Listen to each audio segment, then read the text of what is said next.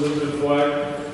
I pledge allegiance to the flag of the United States of America and to the republic for which it stands, one nation, under God, indivisible, with liberty and justice for all.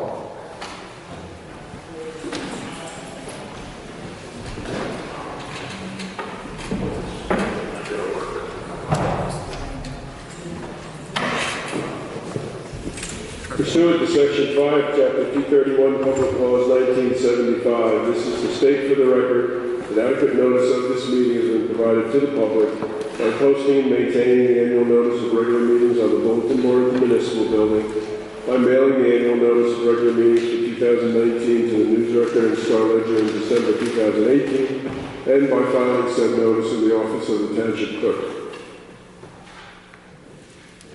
Roll call. Ms. Adams?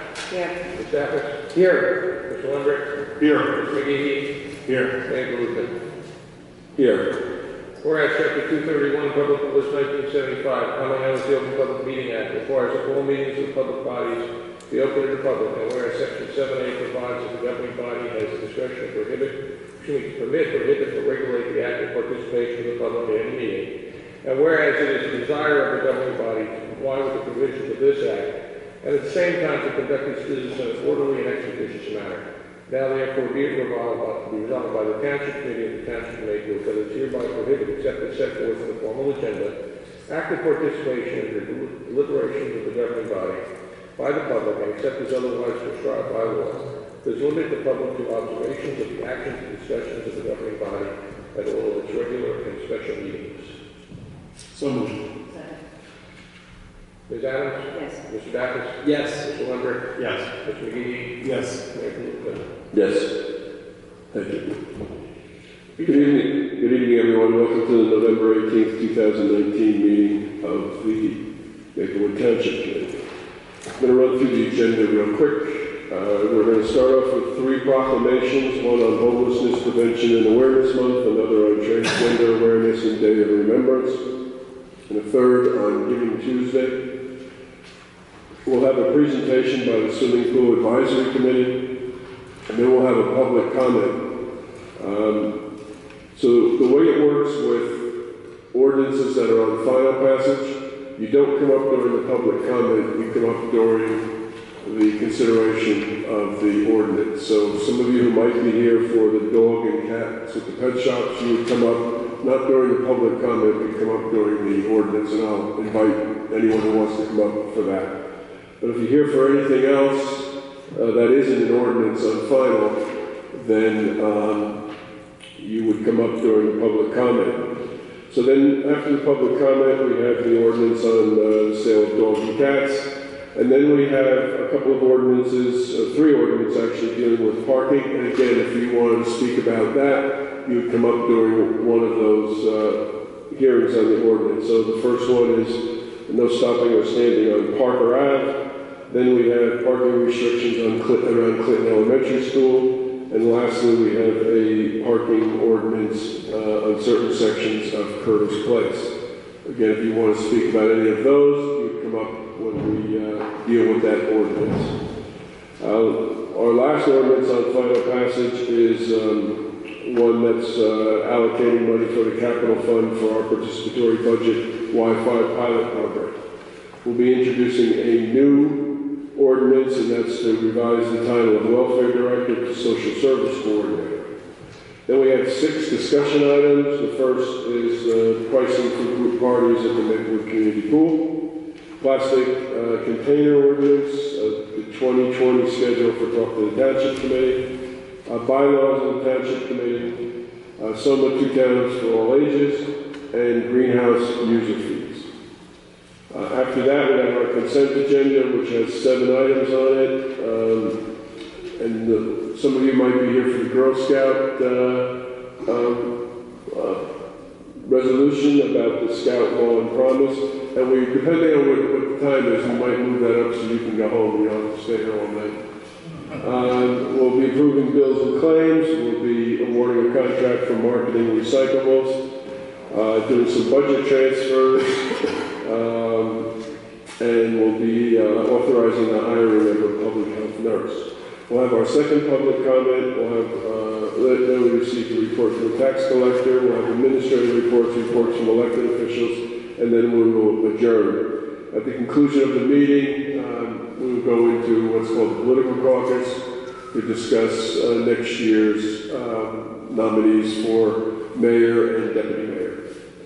So that's where we are, and we're going to do the first proclamation, and I'm going to ask Mr. Daffis to take care of this one. Thank you, Mayor, and welcome everyone. November is National Homelessness Prevention and Awareness Month, and we wanted to take this opportunity to shed light to this very important issue. There are more than 42 million Americans at risk of suffering from hunger. Nearly 1 in 5 children live in poverty in the United States. Around the world, there are currently 795 million people who are experiencing housing insecurity and food insecurities. 60% of them are women. In New Jersey, 2017 data shows that Essex and Atlantic counties are experiencing the largest number of homelessness in the state of New Jersey.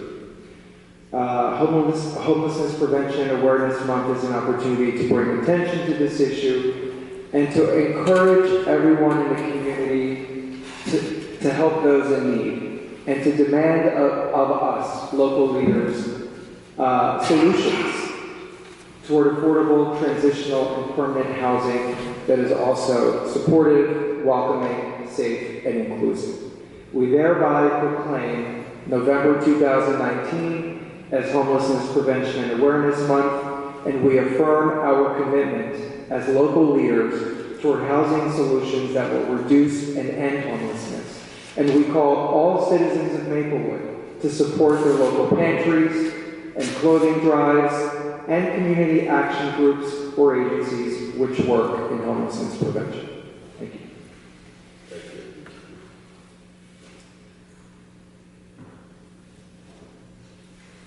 And I'm sorry, I was going to just have you do the next one, the transgender awareness. Okay, I like introductions. Right? Yeah, I know. Mr. Daffis, would you please do the transgender awareness? There you go. Thank you, sir. We do this every year, and it's very, very important. And it seems like we talk about this, and we raise awareness about this, and we keep losing people every single day. The numbers that we are seeing of transgender and gender non-conforming folks who are killed by violence, by hatred, is really reaching epidemic. It's becoming an epidemic. Transgender Day of Remembrance is on Wednesday across the country, actually internationally, Wednesday, November 20th. It's an annual observance where we take the opportunity to honor the memory of those lives that were lost in acts of anti-transgender violence and consequential suicide. It was started in 1999 by transgender advocate Gwendolyn Ann Smith as a vigil to honor the memory of Rita Hester, a transgender woman who was killed in 1998, and began an important tradition that has become known as the Transgender Day of Remembrance. Transgender Awareness Week is from November 13th through the 19th. It serves to promote awareness, visibility, advocacy, and celebration of community of intersecting minority identities who face the bulk of this violence, including trans people of color, trans people who identify outside the gender binary, and trans people with disabilities.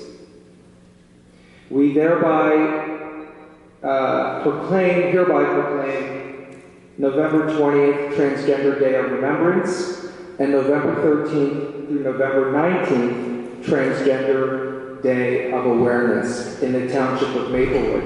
And we call upon our residents to join us in celebrating our trans community and increasing awareness of prejudice, bullying, and violence against our transgender neighbors.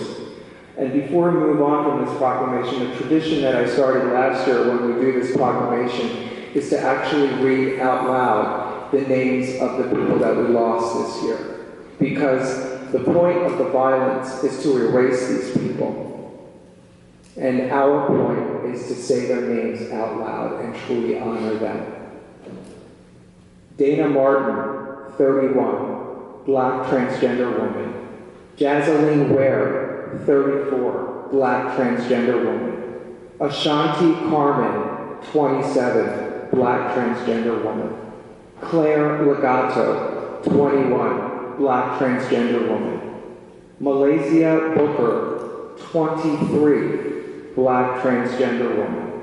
Michelle Tanika Washington, 40, Black transgender woman. Paris Cameron, 20, Black transgender woman. Chanel Lindsay, 26, Black transgender woman. Chanel Sherlock, 23, Black transgender woman. Zoe Spears, 23, Black transgender woman. Brooklyn Lindsay, 32, Black transgender woman. Denali Barry Stuckey, 29, Black transgender woman. Tracy Single, 22, Black transgender woman. Baba Walker, 55, Black transgender woman. Kiki Fantroy, 21, Black transgender woman. Jordan Coffer, 22, among the 9 victims killed in the mass shooting in Dayton, Ohio on August 4th. Pebbles Ladine Doe, 24, Black transgender woman. Bailey Reeves, 17, Black transgender teen.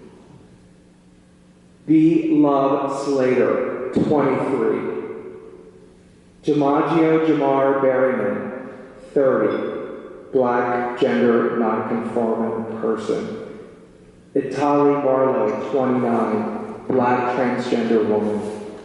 Brianna Hill, 30, fatally shot in Kansas City. And there are 2 others who were part of mass shootings. Johanna Medina, 25, and Layleen Polanco, 27. It is very, very clear that this issue intersects so visibly and openly with racism in our country.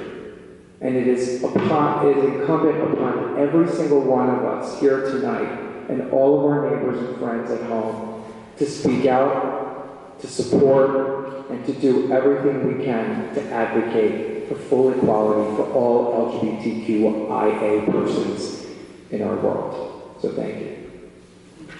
Thank you. And I'm going to ask Gregory Osborne to come up to the microphone. And you have other people with you? Yeah. Okay, why don't you bring them all up?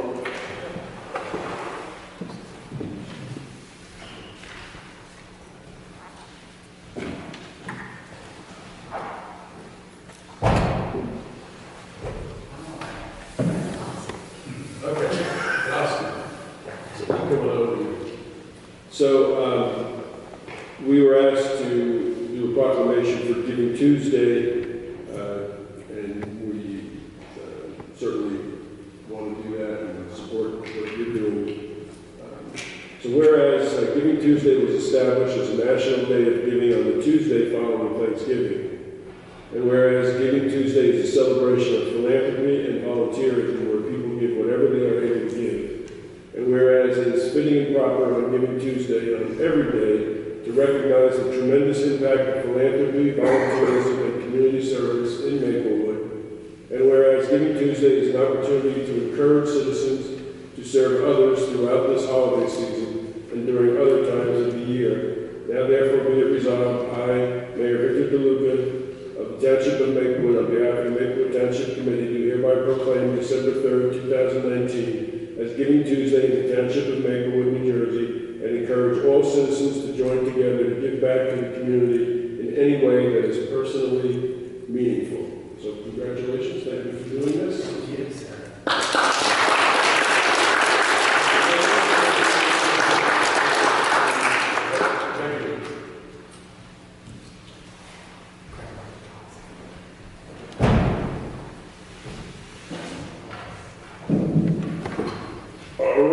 we're going to do a presentation by the Swimming Pool Advisory Committee. Mr. Lambert, do you want to set this up? Thank you, Mr. Mayor. Yes, the Swimming Pool Advisory Committee would like the opportunity to address the Township Committee and present some of the research it's done, and the analysis that it has done, and the recommendations that it has with respect to the school group and large group pool party pricing, with the goal of both being fair to the groups that want to use our pool, but also keeping in mind that our community pool is a utility, has its own separate budget, and needs to be a self-liquidating entity. So with that, I'll introduce Jennifer Coleman, who is the chair of our Swimming Pool Advisory Committee, and I know there's some other members in attendance who may be helping as well, but Jennifer, why don't you come up and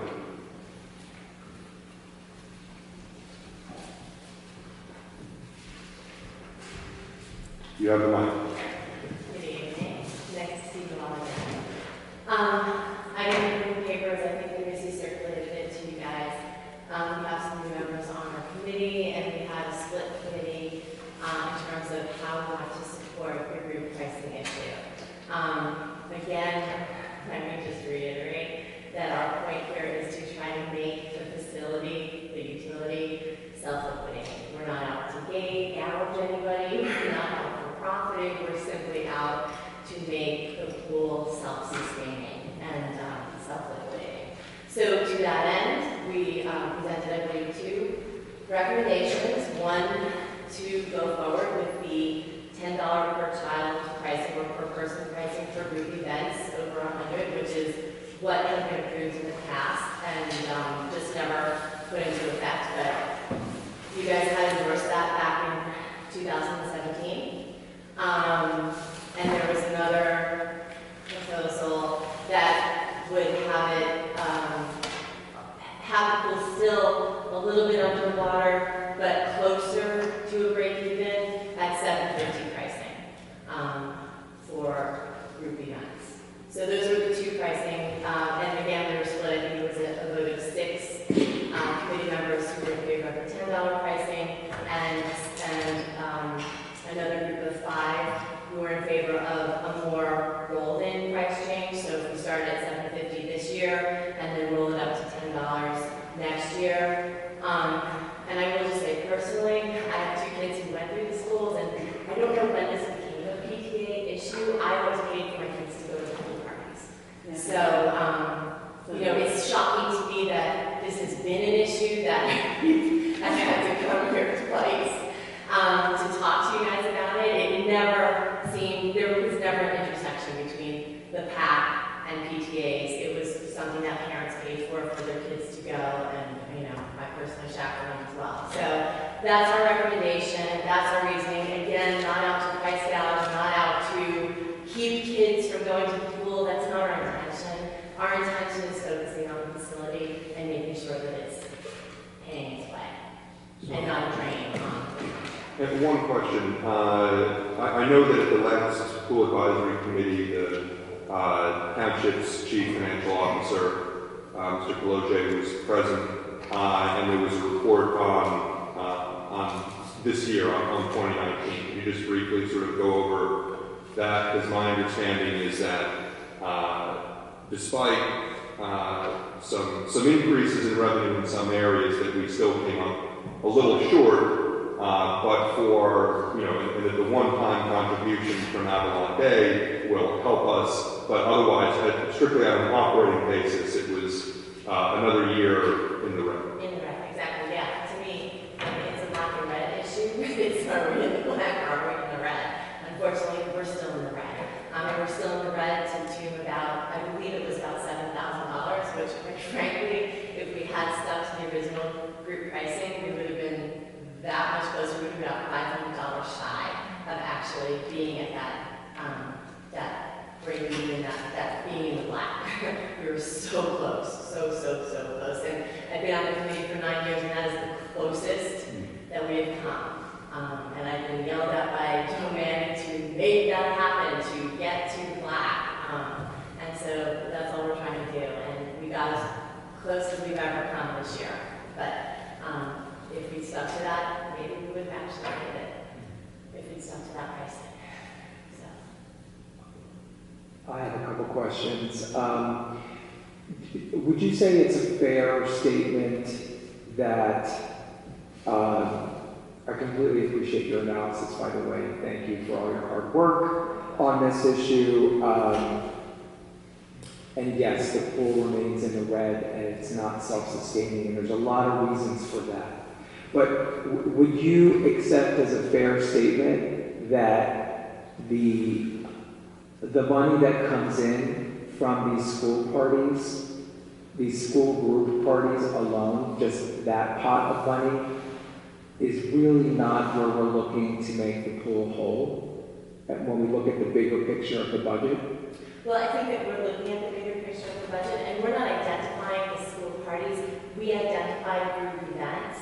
So we weren't singling out the PTAs, the scouts used to use the pool. I mean, whatever group events there were, that was a line item in the budget, and when we did our analysis, it didn't say Seth Boyden, it didn't say Tuskegee. Oh, sure, and I never mentioned that you singled anybody out, yeah, so of course. we're looking at it from a perspective in terms of where we've got line items that we can increase and actually look to pick up that shortfall without, a tremendous, we've increased the membership costs for families, pretty regularly. Sure. So again, looking to try to figure out where that burden can be shared a little bit more so than it has been with others. And group pricing had never been addressed, quite frankly, in my 9 years. So that's why that was a line item that made sense, and it was grossly priced, to be quite honest. When you look at the staffing costs for it alone, I mean, it was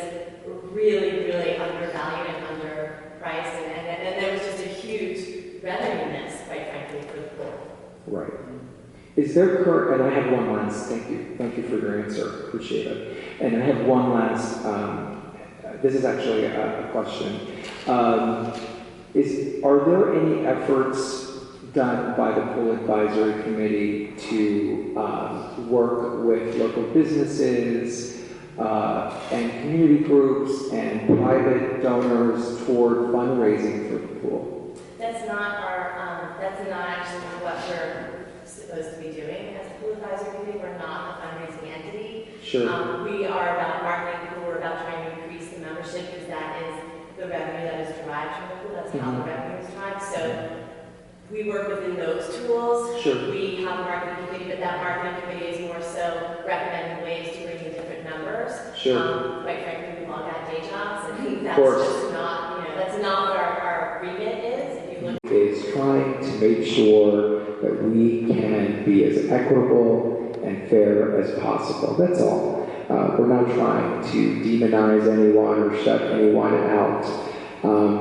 But the fact of the matter is, yes, the pool is a town, it's owned by the town, but it is set up as a members-only utility, which currently is subsidized by all taxpayers because it is not self-sustaining. But so if it's subsidized by taxpayers, how much of the taxes are going towards the pool? As in, because I've seen the taxes keep going higher and higher and higher. Well, that doesn't necessarily have to do with the pool and the whole tax discussion. But so it's generally, like last year was 7,000, the year before was 7,000 to $30,000 to $40,000. Okay. It's not a lot of money. yeah. So it's Yeah. cool. Thank you so Okay. much. Thank you. Is there anyone else who wants to address the Township Committee? If you want to talk to us about the ordinances, you're going to have that opportunity. But any other matter? Okay, we'll close the public comment section. If you don't mind, can we do the Girl Scout resolution just so we can send them home? Yes, I agree. And that would be a lot more fun. That would be a lot more fun. Things to do. So if we can go to under resolutions, the consent agenda 17, item number 1, resolution 24619. Do you want to read that, Mr. Desiderio? I I'd be pleased to. Resolution supporting modifying the Girl Scout law and promise. Whereas the Maplewood Township Committee with grateful appreciation does hereby acknowledge, commend, and honor the members of Girl Scout Troop 20923, 20923, sixth graders from South Orange and Maplewood, New Jersey. And whereas Troop 20923 is requesting that the Girl Scouts of USA modify the Girl Scout law and promise by eliminating the words try and to do my best, in more empowering and confidence instilling for girls everywhere through the I Will campaign. And whereas Troop 20923 has demonstrated leadership and advocacy in raising awareness and attention to unconscious biases that exist in our society and in our culture. And whereas through Girl Scouting, girls gain courage, confidence, and character to make their local communities and the world a better place. And thus, Girl Scouts should not continue using language that inadvertently and potentially unconsciously diminishes girls' strengths and confidence.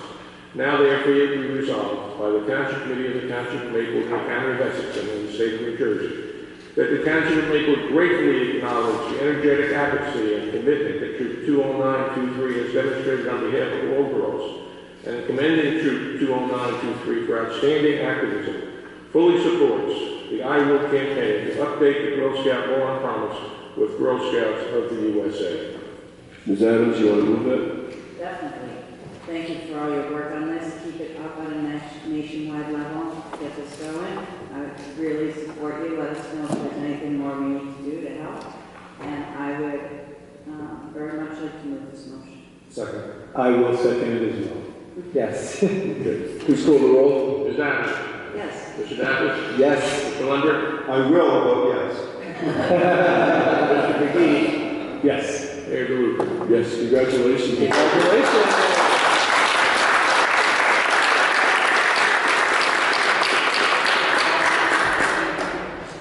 Okay, we're going to go back to item number 10 on the agenda. That is an ordinance on final passage. Mayor, an ordinance on final passage, ordinance number 2973-19, an ordinance restricting the sale of dogs and cats. This ordinance will ban the sale of dogs and cats by pet shops within the township of Maplewood. This ordinance has been published, copies posted on the bulletin board in the municipal building, and copies made available to the general public in accordance with the law. Is there anyone who would like to speak on this ordinance? You can come on up and give us your name and your address or your affiliation, and share your words with us. My name is Janine Isabella. I reside at 69 Park Avenue here in Maplewood.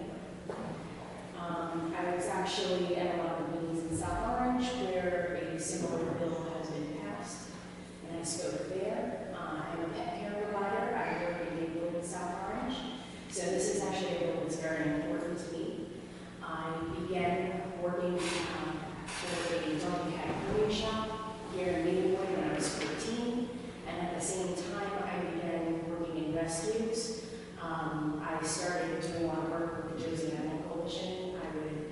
I would do their adoption days. I would go in and volunteer my time to walk the dogs and socialize the cats. And through the grooming shop that I worked for, provided pro bono grooming services so that those animals could try to get adopted. It's really important to me to not see any support for puppy mills. And that's basically what the sale of dogs and cats in small boutique pet shops would do. It's been proven over and over again that they overbreed their animals, that they live in deplorable conditions, with a whole host of health issues. They go through really horrible neglect while they're actually at the puppy mill farms. And then when they're brought to the pet shops, they're sold, and the contracts that consumers sign are always in the benefit of the retail shop and the consumer. Since these dogs are being so overbred, a lot of them end up with congenital health defects. So a lot of these people are paying thousands of dollars for animals and bringing them home, and sometimes these were within a week or two of bringing them home, the animal dies. There's actually a report of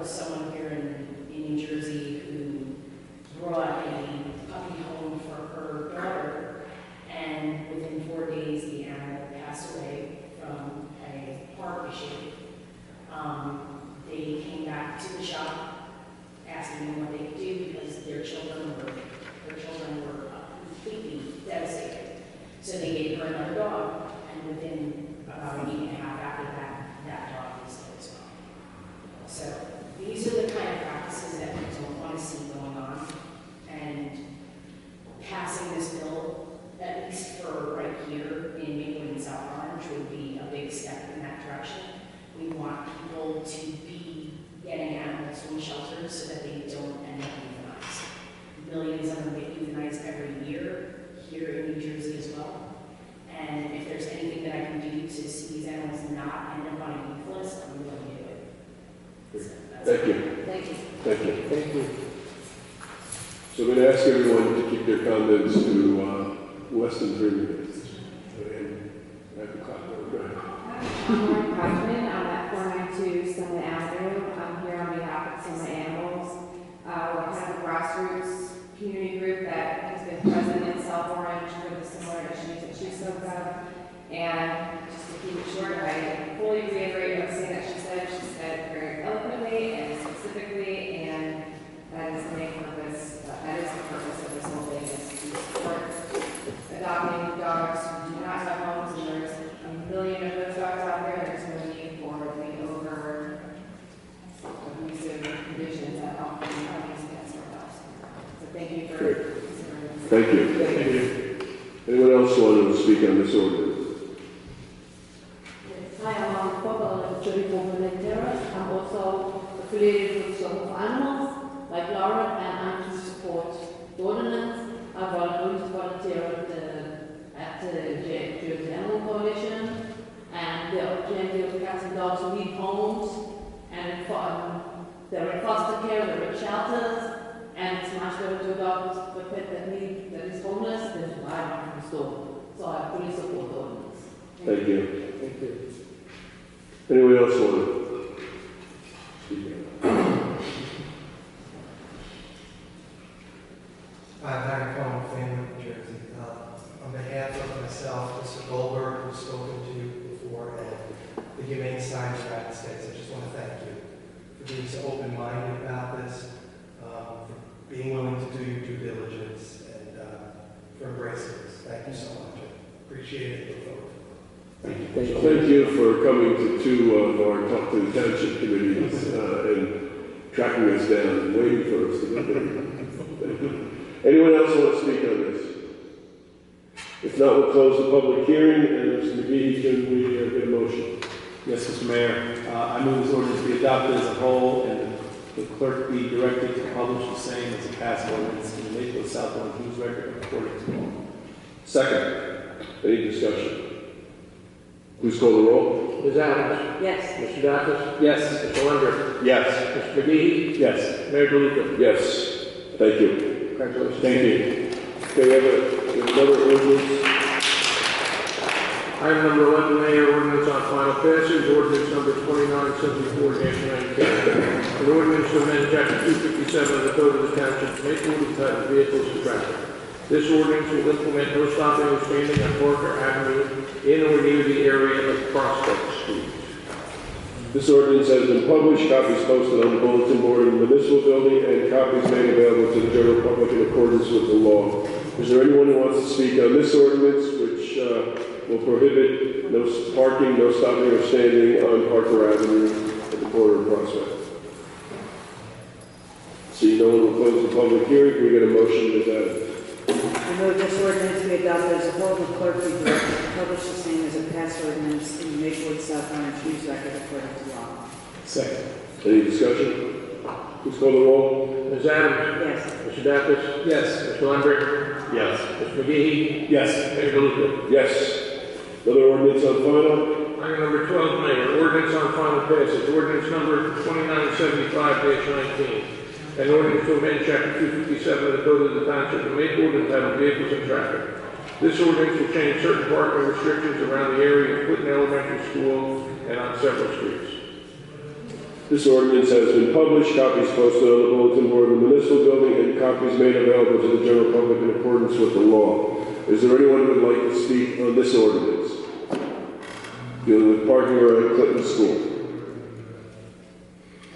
Seeing no one, will close the public hearing. Can we get a motion, Ms. Adams?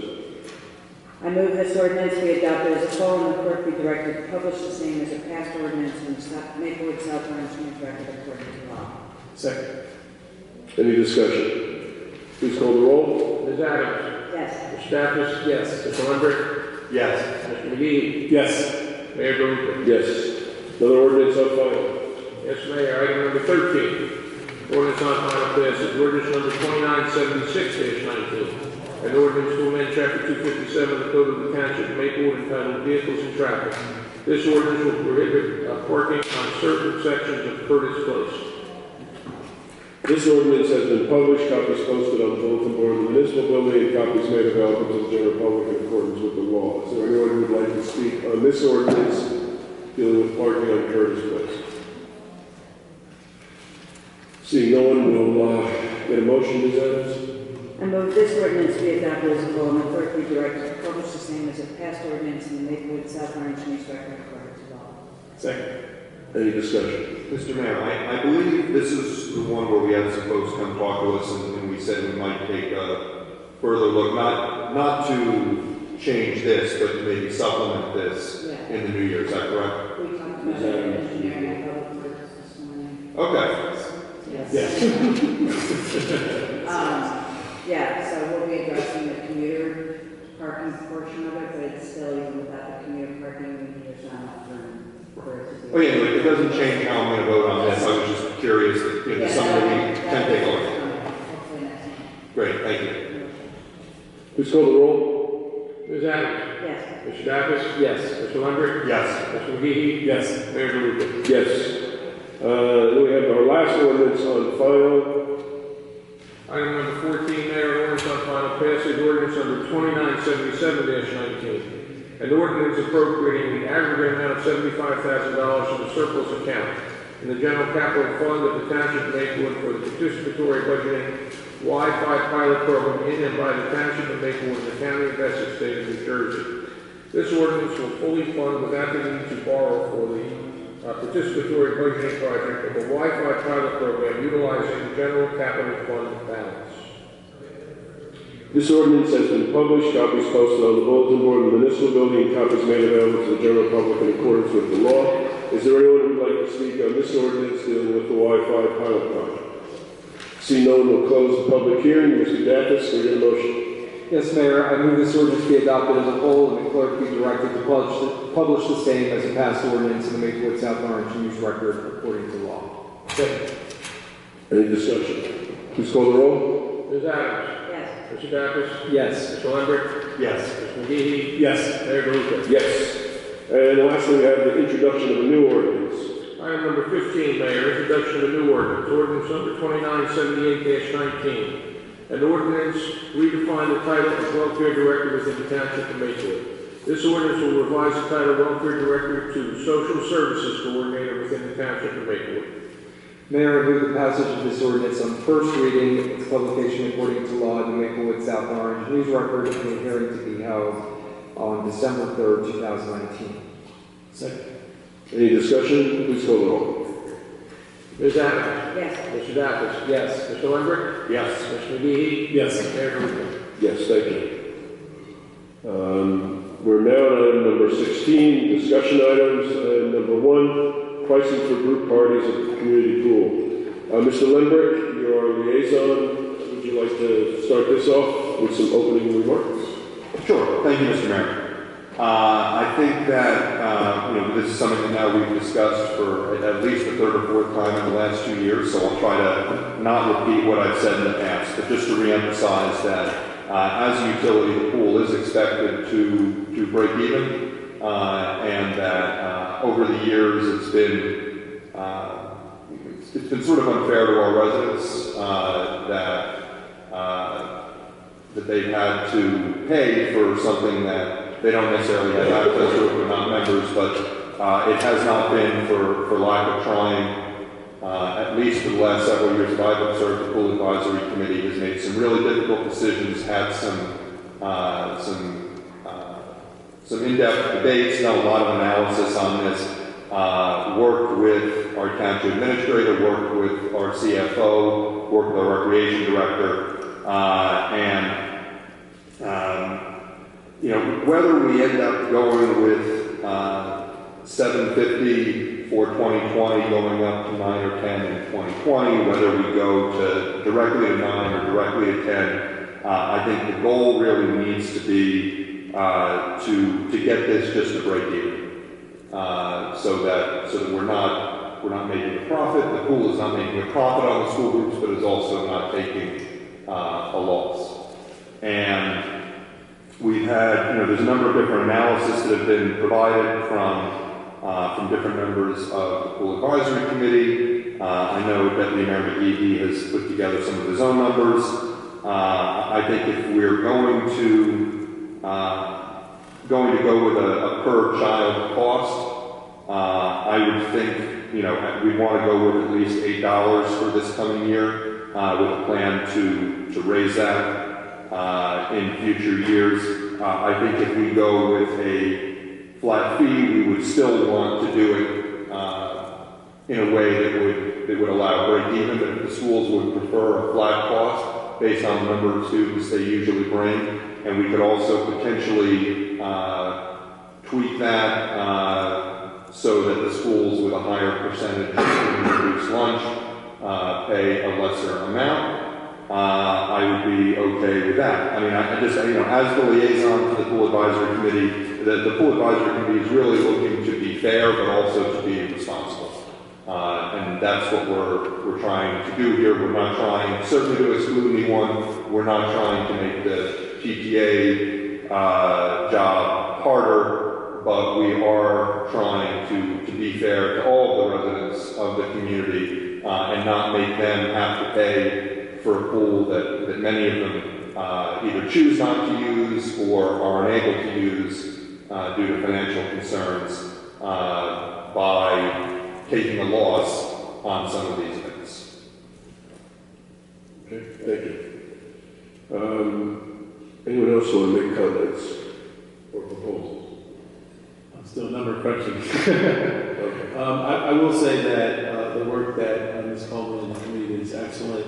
I think just looking at where we are with the current pricing and then looking at, and that's just like a flat rate, which we provided last year to the PTA, and looking at price per head proposals of $750 and $10, that there is, we have to move forward, and the PTA provided a $625 suggestion as a flat rate, which is a 25% increase.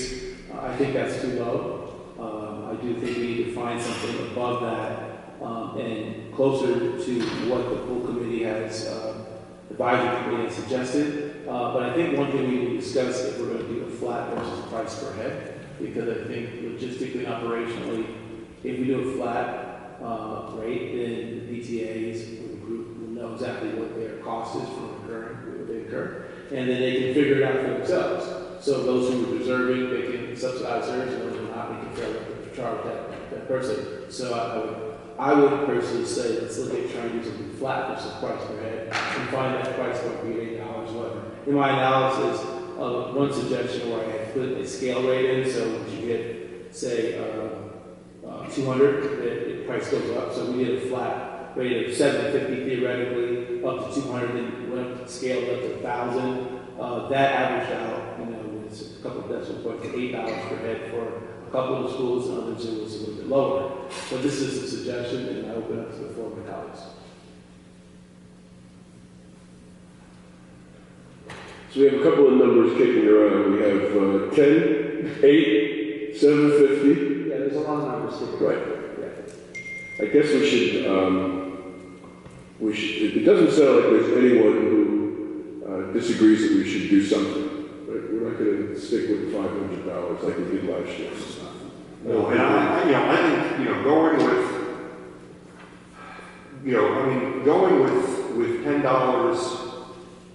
ahead, and I would have to actually run this number, but as I looked, Melissa Rennie, who's one of our new pool advisory committee members, did a chart that incorporated the percentage of free and reduced lunch, for each of the schools, and I would like to provide if we're going to do a flat fee or we're going to do a per head, we're still talking about, we're going to get to a number that we're giving to the PTA. And I don't think that, not all schools bring the same number, and not all schools' PTAs are, even if they were created equal, they're not equal at this point in terms of their ability to fundraise. And I think that, while it's probably not a perfect correlation, what I have heard from the PTA presidents and others who've been involved in these organizations is that, is that the percentage of free and reduced lunch is sort of an indication. The higher makes it more difficult for them to fundraise, which is not an unreasonable thing to expect. So, where I think would be a reasonable way for us to do this would be maybe to set, the number at around $10 per child, but give a discount based on the percentage of free and reduced lunch. And maybe just a discount at that level. So, so for example, Tuscan School, which has, according to the numbers that I'm looking at, has the lowest at 10%. So maybe 50 a person. It raises a little over 7,900. The PTA suggestion raises 3,750. Mr. McGee's recommendation is $5,000. So it may be that we want to strike a number that we want to raise, and then back into how to make that work.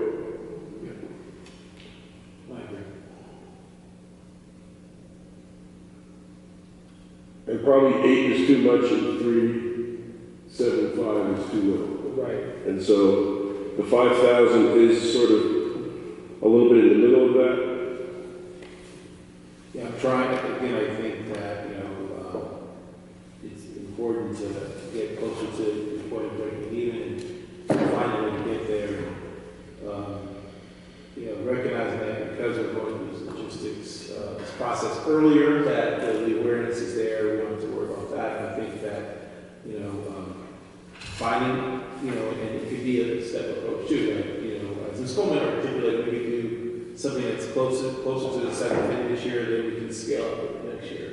But, trying to find something where it seems like it would be manageable for the PTA from a macro perspective, coupling and something for free and reduced lunch makes a lot of sense to me.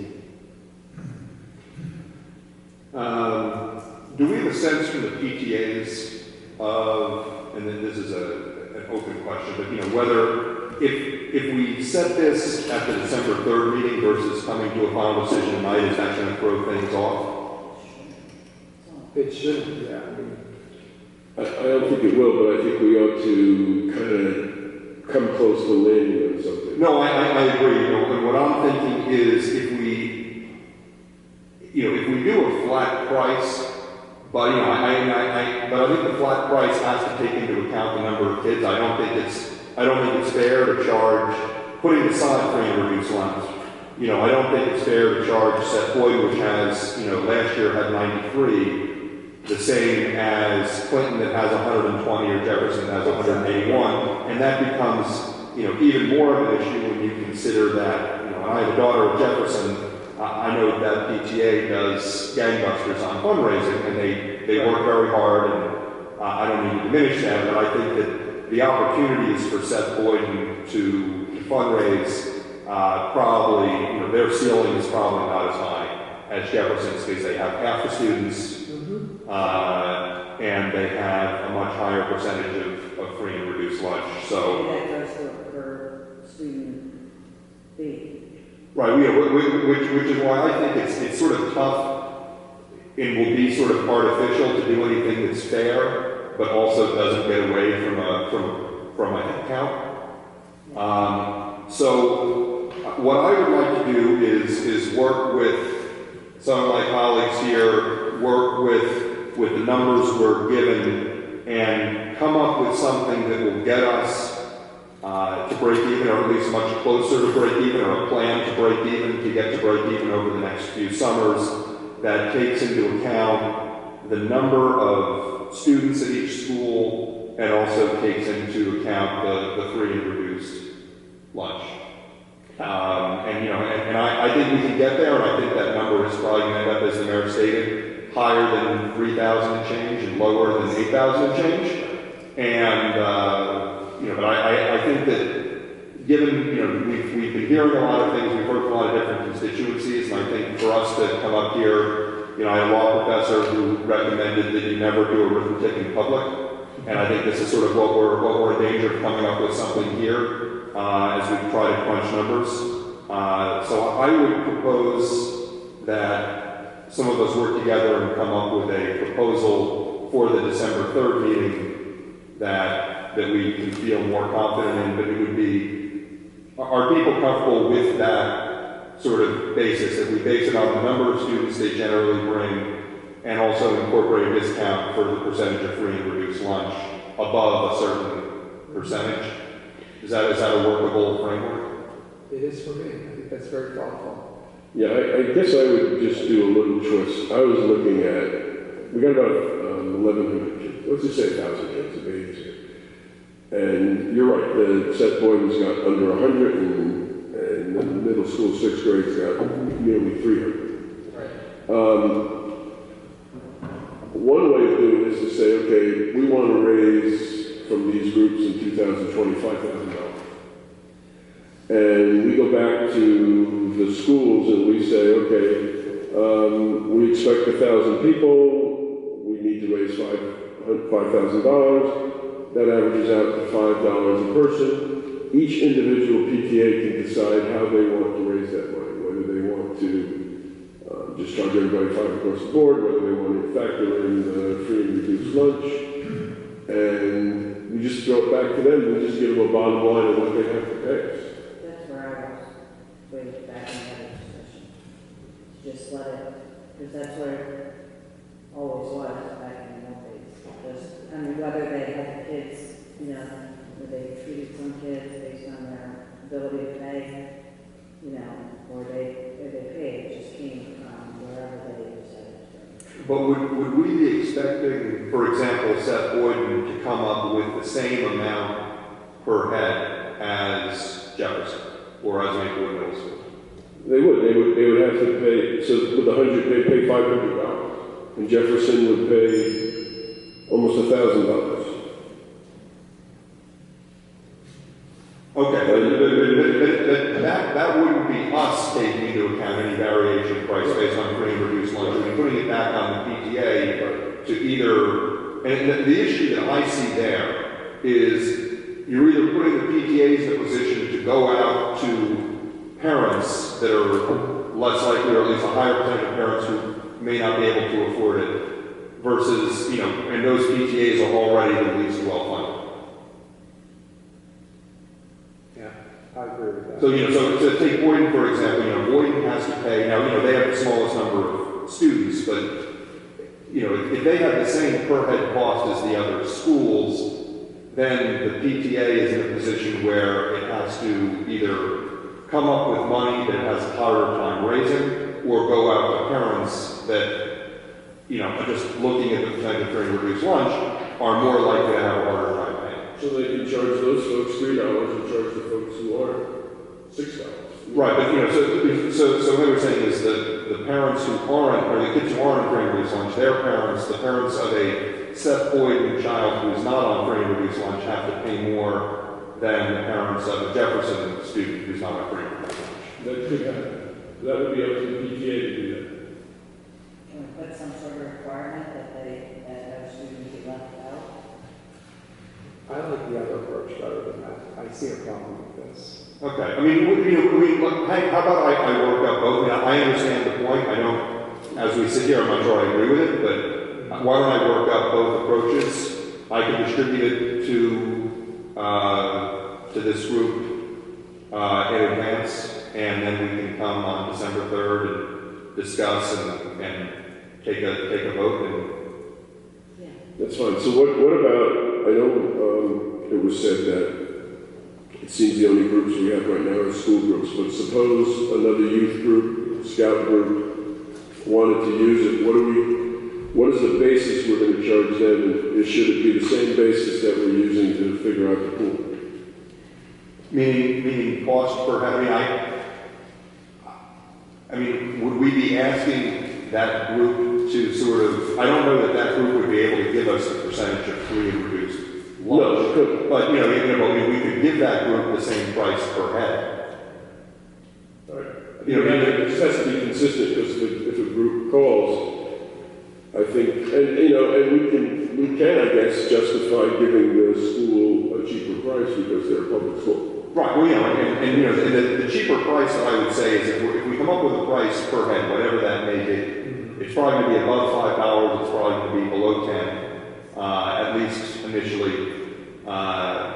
Then there's, whatever that price ends up being, that would be sort of the break-even price, hopefully, and then we would offer maybe a discount to them based on FRL. We wouldn't offer that to a private group, and I think that's, Mr. Mayor, where you're, right. Okay. where we're coming in. The public school would basically get a discount based on the FRL. Right. Okay. So you're going to bring back something, you're going to touch base with PTAs and with the pool committee? Yes. And then we'll, but I think where we're landing is closer to Mr. McGee's number than either the PTA number or the director of community service. Well, we just say that we're ending up in between the two numbers. Yeah. No, I understand. Okay. All right.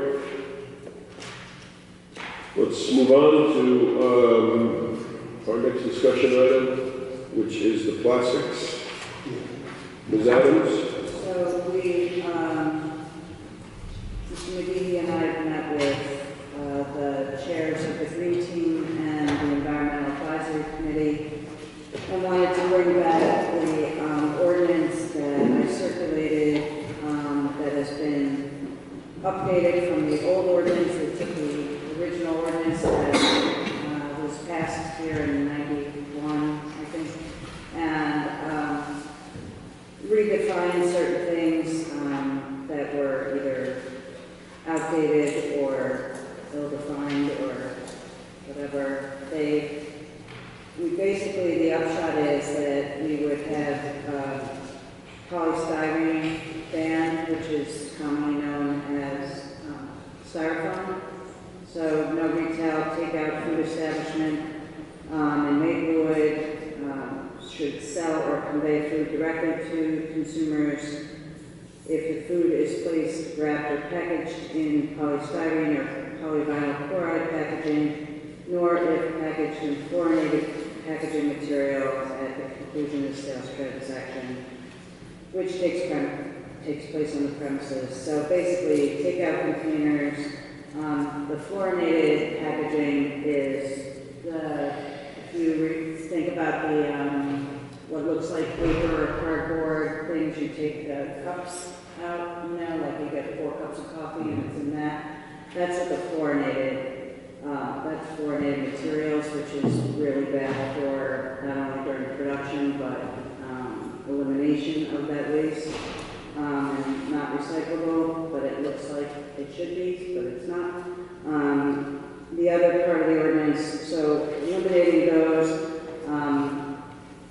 encouraging, including in the ordinance that plastic straws, plastic utensils, condiments, and those kinds of things that get given out automatically be available only on request, including napkins, so that we can eliminate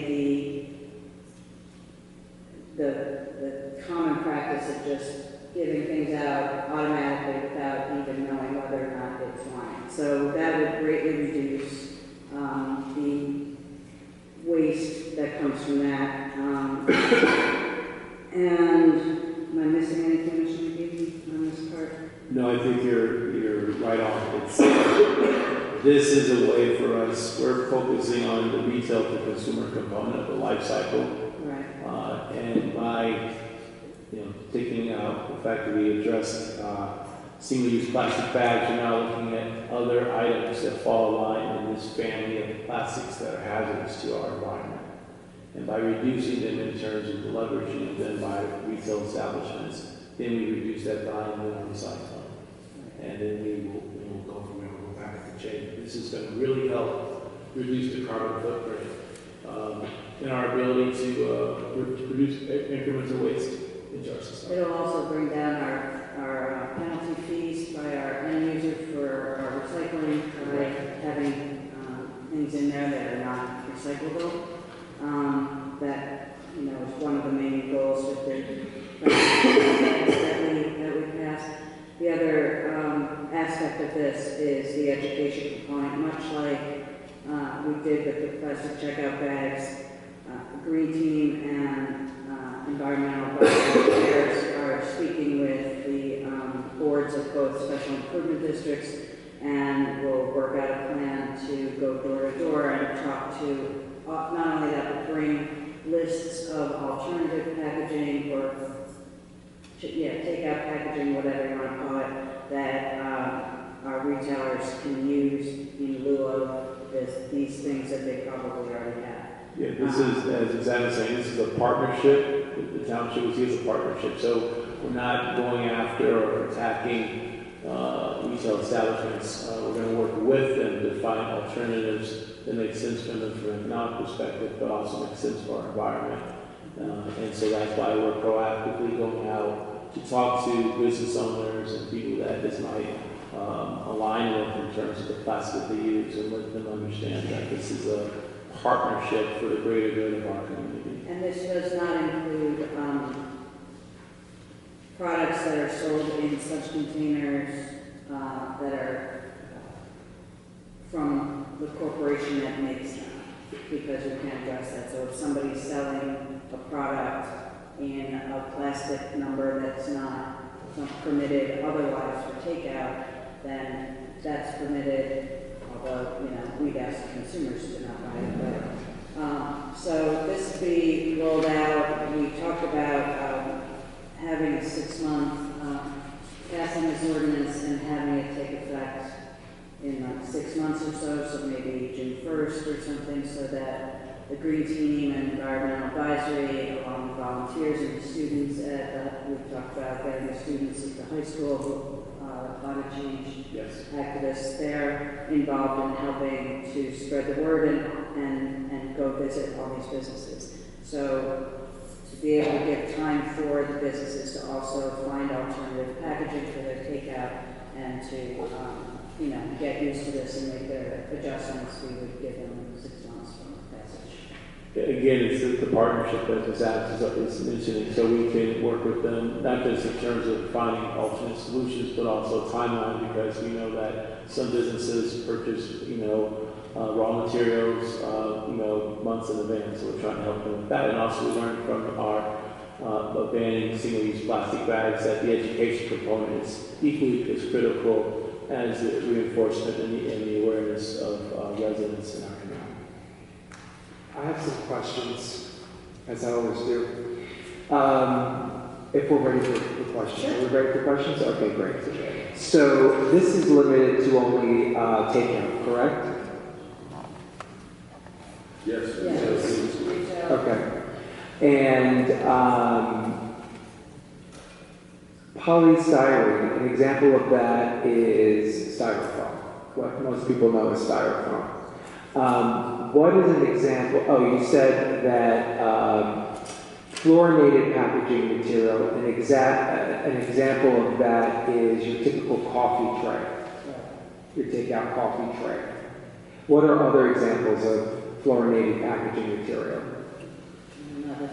That's one thing. So to your point, Mr. Depp, is we are cognizant that some of the terminologies are complex, to say the least. And so what we did talk about is once we start to introduce and educate to the public, that we would use terminology that was more common with or examples and examples as well, just like we did when we did our awareness video regarding what you can and cannot recycle, and tangibly showing our residents what you can and cannot be recycling. So, how many in the market currently? How many alternatives are there to these things? There's quite a few. There's plastics that may not be accepted in our recycling, but are or we talked about, you know, like the takeout containers with the black tray and the clear top, like the rectangle Yes. ones, that not prohibiting those, even though we can't really recycle them, they do, in Maplewood, they do get recycled by in other places if you take them to Whole Foods, and if you're like me, you can put your homemade lunch in it and fill it up. Speaking of Whole Foods, you must be aware of it looks like paper container, but it's not paper. It's lined with something that you put your salad or your takeout in. Is that an acceptable material? I feel like that wasn't. That was not an acceptable material. Yeah, we have work to do on this, you guys. We have work to do on this. This is very complicated. I'm with you in spirit and the goal, of course. But, you know, this is going to be really hard to get everybody on board. Plastic bags and paper bags is one thing, but this is a little bit more complicated. Yeah, I think, and to your point, Mr. Davis, what we're looking to do is we're still doing some exploratory work. Obviously, that's why we're having the leaders of two of our sustainability committees go out and talk with merchants, retailers to get more education about the type of SKUs or products they use that will fall in line with this ordinance. And then, of course, subsequently looking for alternative solutions as well. So when you're, to your point, yes, instead of on one item, a plastic bag, we're talking about multiple items. And so that does bring some complexity. But also, you know, with the education process and rollout process, we talked about a 6-month time frame, which is a little more expansive than what we did before, which was 60 days, 60 days. My last question has to do with enforcement. 189-7 designates all of the township employees who are empowered, so duly authorized to enforce this proposed ordinance. And it includes the township engineer, the township construction official. I was a little confused by that. That was the original ordinance, that particular section. We talked about narrowing it down, but then in our meeting, but then we decided to let this committee narrow it down and our attorney. Right. And I don't think the township committee and some of these other people should be in the enforcement. Right. I think they need to be trained, and I think Mr. Desideri wants to weigh in. Well, I have several of them, not on the substantive stuff because, or the technical stuff, but there's a whole bunch of sections here that I think when you go back and you look at this, you know, and I respect our township administrator greatly, but I don't think she should be promulgating rules or regulations that may be necessary to implement and carry out the provisions of this chapter, which is 189-5. I also don't think in 189-6, the township administrator, whether authorized representatives may exempt an item or type of packaging from the requirements of this chapter upon showing that the items. I'm just not sure that she has the expertise to do that, and I think that she probably has other things on her plate that probably she can be working on. So I think if you're going to have those types of provisions in here, you need someone who has the technical knowledge to make those decisions. And I don't think, respectfully, it's the administrator. Also, when you get to violations, it has been our practice most recently to list fines on a per violation basis as opposed to a general fine. So it's going to be $100, $200, $500, whatever the number is. I'm not suggesting anything, but I think those all need to be done. We were talking about emulating the plastic checkout bag. Yeah, I mean, whatever you're going to do, but I think that needs to be revised.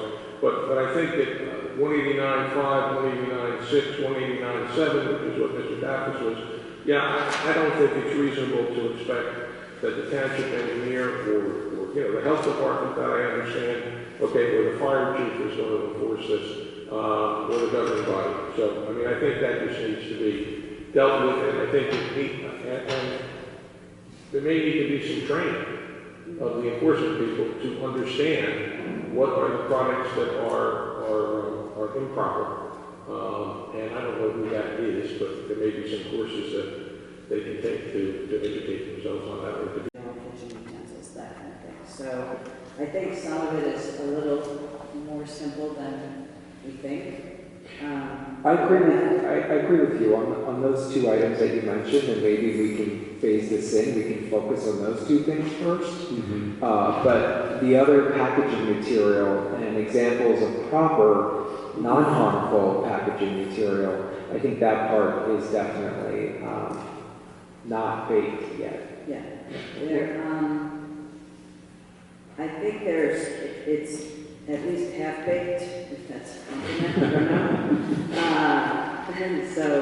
But I think we already started, and the market is changing constantly with more and more laws like this, that, so manufacturers are coming up with more and more takeout containers that are safe. The fluorinated is the thing you get in Whole Foods to put your food in, and it's also dangerous to eat out of, by the way. I think the industry is starting to realize this is a big opportunity for them to make money, so they're coming up with every year, it seems like, or maybe even months, new alternatives. So that list is why the Green Team is compiling to go around in the education component and lead with. We also talked about having things at the point of sale, signage saying straws available on request, we're not giving you any napkins or anything, if you want them, to ask for them, that kind of thing. Yeah, because we're going to think about bundling in. I mean, there are certain things that napkins is articulated. Like, if you don't need them, why provide, right? And I think to Mr. Judge, thank you, Mr. Judge, we will take note of that and make some adjustments in this. I think, again, I mean, we think about what we did with single-use bags. It took us a while to get to the finish line, and so we're aware of that. So I think this is just really the commencement, and we'll be following up with the Green Team, the Environmental Advisory Committee to get more input, and we'll add more information. In terms of outward facing to the public, we'll make sure that we simplify the language and the terms, and working with the merchants and retailers to provide those alternate solutions as well. So it was said here that if you go to the diner, you can't get straws, but it doesn't say that. This only deals with retail. So if you're at a diner and you get a glass of water and they put straws down, it doesn't violate the Right, it's always takeout, that's why. Well, no, we talked about eliminating that part too. Well, it's not in there. Well, I believe the definition of retail, it's not in these pages that I shared with you, but I believe the retail food establishment includes restaurants. No, it's in here.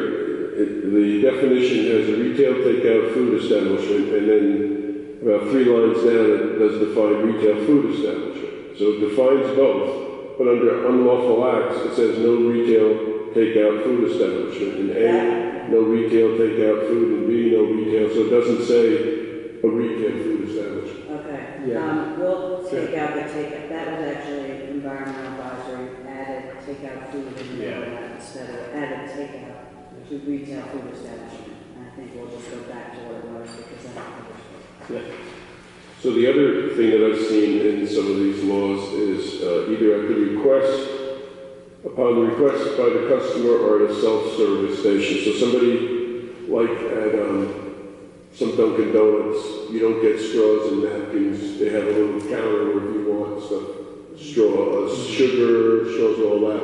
So you don't ask anybody, you just walk over to that station. So I think there should be a self-service station. Some Chinese places have all those packets. Right. And you just take it if you want it. When he was 80, taking whole supply of Yeah, my father used to do the mayonnaise at 7-Eleven just for fun. Scoop them up.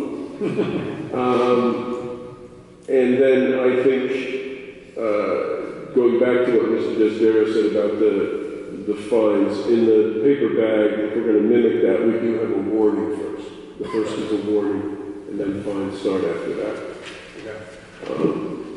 So what is the rollout? I know they're talking to the Springfield Avenue Partnership tonight, and then they're going to talk to the Village Alliance, and then the Chamber of Commerce. Is that correct? Yeah, I don't know. Were they limited to chamber? Chamber was not. So I think They we can add that. application. Yeah, okay. And then when do you see potentially revising this and introducing it? We could keep working on it, and maybe next month we would second meeting in December.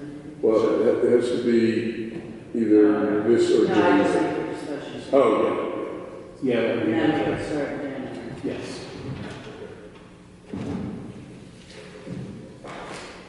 Anything else on it? Thank you for your work on it thus far. Thank you. yeah. I think we're going to hear a lot about this stuff down in Atlantic City too. Yeah, Yes. Okay. at the conference, yeah. All right, next up, the 2020 schedule of Cooperative Township Committee. So, I sent out my handwritten notes. What do we want to do in 2020? So this is about 15 years. This was started by Mayor Profeta, roughly around 2004. We've been doing this for 15 years. It's open to continuing to do it, not do it, change how we do it. Clearly, the last couple of years we've had January marches. My guess is that there'll be a march every month next year. Yes. In November. Yes. Certainly there'll be something in January. So it makes sense to cancel that. Plus it's very cold in January. We have a couple of sites here. We don't see many people, and particularly people from Maplewood, and we might want to move that. And then lastly, if we want to continue, do we want to continue that there's an expectation that all 5 of us have to be there? Do we want to schedule it out so that you only have to go to 6 of them as opposed to 10? I think, I don't mind the expectation that we should all be there, understanding that sometimes we can't be, I rather agree. than divvying it up. I agree. If that's easier, otherwise, last minute things or whatever comes up. I would also ask to consider a time change to, I think 3 hours is a bit long to be there, so whether it's 10 to 12 or 9:30 or 11:30 or 9 to 11. 10 to 12. 10 to 12, I think. Mm-hmm. One of the things you have on your mayor's summer locations, and I agree with the report you make about that. I noticed that we always are over at the heart, and one suggestion I have is maybe look at hitting all the parks. So we make sure we hit Memorial Park, and also we hit 4x4, and we hit Lincoln Question. So we do maybe one time in 10 we hit one of the parks. I mean, depending on the time of year, we may have. Nobody there. Or we can work with where we put it in. Yeah. Like Maple Crest will have a ton of soccer and softball, and we can be there for one of those. Right, yeah, if we get it in the spring or the fall. Yeah, totally. It's not winter. So do we want to add, you saying? No, we're gonna add these and take others out. So like the 7-Eleven, let's pull that out and put it in Memorial Park. And we can figure out the thing. I think Memorial Park is the least part that they can have. Well, But I think the Maple Crest, yeah, okay, that's fine. Memorial, either there's already an event there that a lot of us will probably be at, or it's not gonna, it just also it's because of the size. No, fair. I'm just trying to say, let's just try to hit as many parks as we can, and some of those other areas. So we already do our, I don't see adding Maple Crest, but Memorial seems a little. I'm fine. Yeah, I actually read that in Maple Crest. I think the others we should sort of talk about individually. Village sort of is Memorial Park enough. Yeah, I'm fine with that. I think Maple Crest is fine. Gordon Park, maybe, they have a lot of soccer, and on Saturday, a lot of families there. We want to make sure that would be a more advantageous place than 7-Eleven. We're trying to hit certain areas. Yeah, or the Bank of America, for instance. Yeah, I think Borden Park would certainly be welcomed by the neighborhood association. Yes, and and also this also isn't something in the same way that we're talking about it this year. It isn't something that because we do want to say Borden Park in 2020 doesn't necessarily mean we have to go to Borden Park as opposed to somewhere else in 2021. So we could just we're not necessarily putting this in stone for future township committees. We're just talking about next year's schedule. Correct. If we wanted something like Jacoby Street or DPW, we could do by the Fred Center. Right, and that was recommended. And that's actually, I think the mayor put that in. Right, for me. Yeah, I can where it stands, but I'm not allowed to eat any bread while we're there. Okay, so I think we got it. So 10 to 12, all 5, change, swap out some of these. Yes. Okay. Next up are the bylaws.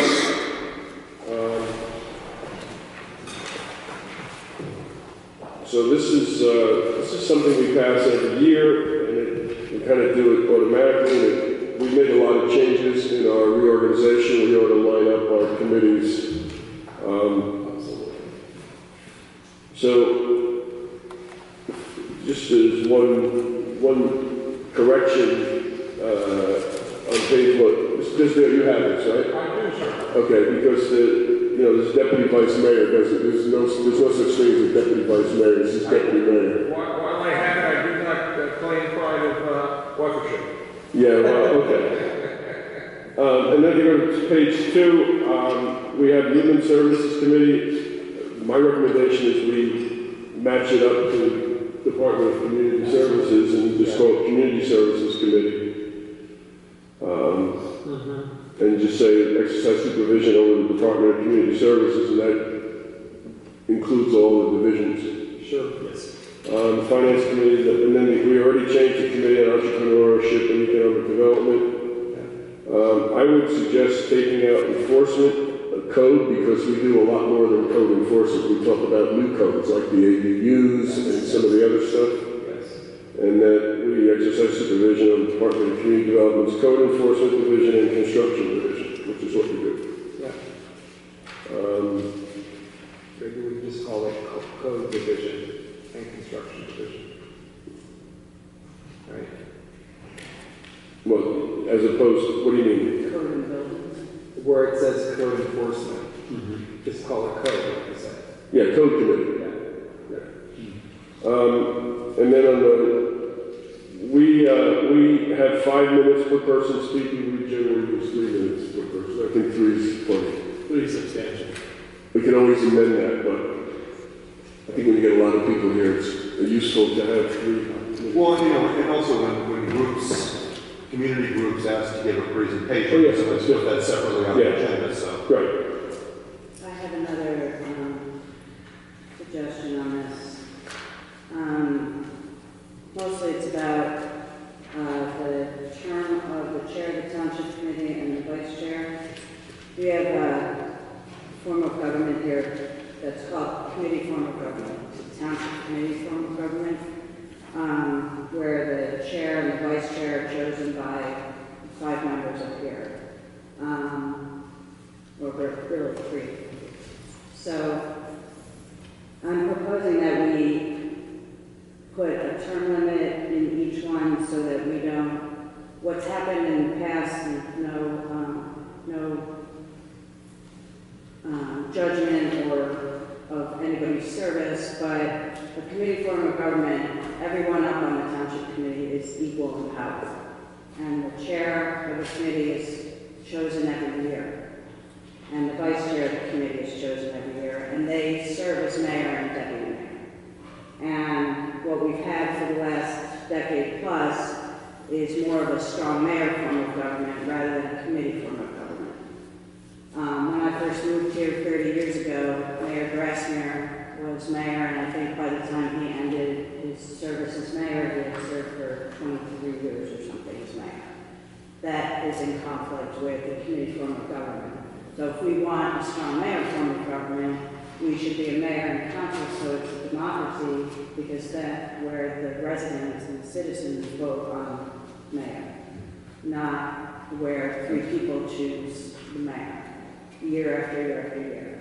So I would propose that we add to both 1A and 1B, the position of chair shall be served for 1 calendar year and no more than 2 consecutive years, and the chair of the committee to ensure rotating. One of the other reasons for this that I was thinking about is for the last few years we've taken sort of survey of all of our committees and our boards to make sure that we're demographically on those boards and committees representing this community. Yet for 4 years, the mayor has been a white male. And so we have more than 50% women in this community.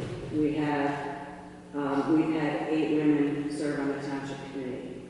We have only had 6 or something people of color serve on the township committee, and 1 openly gay member of the committee.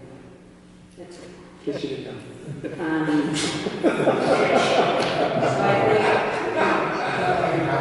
I needed to add a little, something. It was getting a little heavier. Well, not meant to. I think it's been talked about in the past when Mayor Grassmere was finished with his term.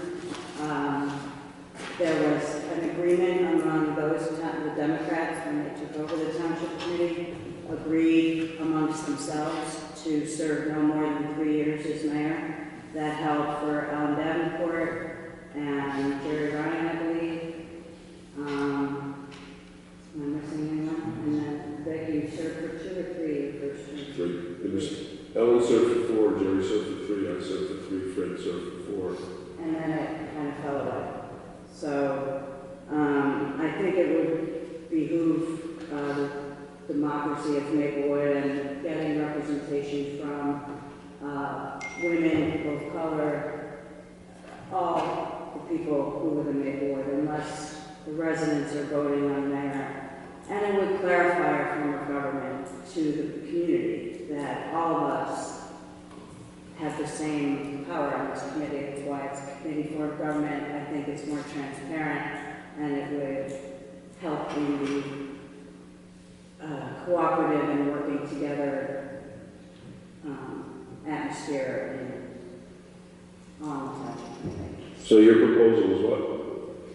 That the position of chair shall be served for 1 calendar year, and no more than 2 consecutive years in a row. By the same committee member? By the same person. In that vice chair too, or just chair? Same vice chair. Okay, so that's you're making that as a motion? Well, very on discussion. And then, there are other towns with the township committee form of government that are a true committee form of government in that they rotate mayor, like in Livingston every year, whether or not that's really bad. But it tends to even out the work of the committee and everybody on it, so that everybody elected might get it. So I'll second his motion, but it did look like Ms. Desiderio had. Yeah, go ahead. You're putting in bylaws that are renewed every year. You can put it in for optics, but it has no binding effect. Well, then none of this does. What's the point of having Sure it? does. Every January 1st, you pass the bylaws that cover it for the year. Right. But you can't bind the next governing body. And as to voting, you vote. So you choose to elect somebody for more than 2 years, you choose to do that. That's the form of government we have. If you want to put it in for optics, but the next governing body decides they don't want to do that. So let's separate it. It's clearly that it's a 1-year term. It's a political thing. No, I understand, but it's clear, we can clearly state the terms for 1 calendar year, just to make it clear. Well, it is wrong. Okay. Obvious. Okay, so, maybe we should make it a little more Obvious, yeah. visible. Explicit. And then the second thing is, we can either state, you cannot serve more than 2 consecutive years, or you can say it is the intention not to serve 2 years. I understand you can't bind the future township committee if they want to. We can't bind them for anything, Well, if you do it. That's why you don't do it. A future township committee could always amend an ordinance or change a resolution. Everything we do, aside from taking on debt, it doesn't necessarily bind the future township committee. I know Mr. Sarah that basically, and I generally agree that there's term limits and they're called elections. But I also agree with Ms. Adams that in a system where the people aren't directly electing the mayor or the deputy mayor, that something that's being chosen by the committee and the people are are voting for the 5 members of the committee and not even all of us at once. So we can't do like some towns where the whole committee is up. They'll say, whoever gets the leading vote getter gets to be the mayor, but we can't do that because, some of us are going to run an off-year election with nothing else on the ballot, and some of us are going to run in a presidential year, so it's apples to oranges. So, I'm in favor of Ms. Alexander. I think Ms. Desario, even if it is purely for optics or even just to get sort of the agreement of a consensus of this committee that that's how we'd like to see things done moving forward.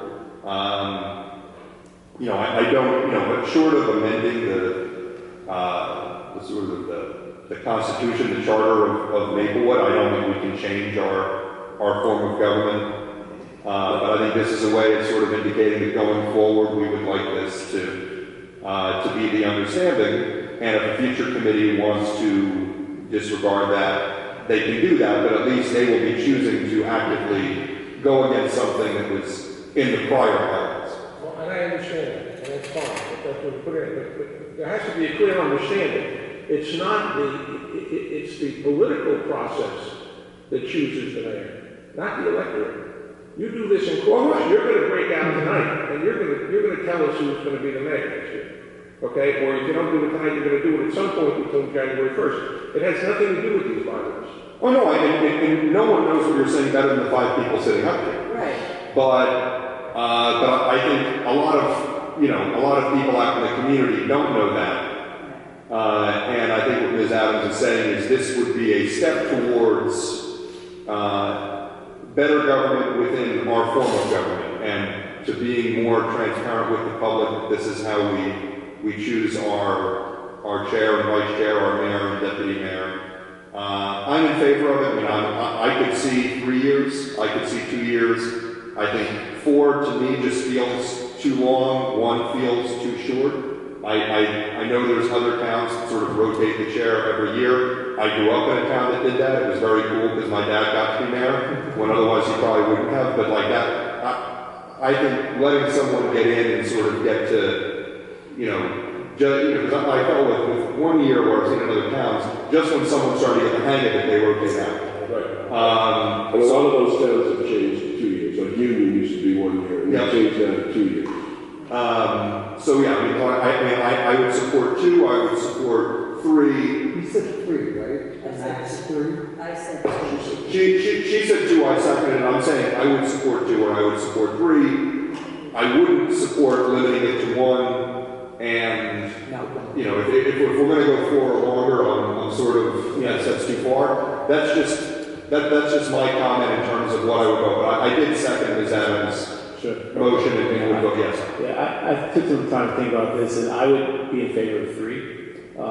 So if we say 1 to 3, then I'm okay with that. I think Friendly community and committing us to working to include seniors in everything that we do, whether it's planning, whether it's recreational, whether it's community services, whatever it is, to include seniors and be inclusive of that. It's SOMA because it applies to South Orange and Maplewood. It is a shared service. And we are about to go and apply for another 2 years of funding. We have learned from the Grata Fund that this is going to be our last grant cycle.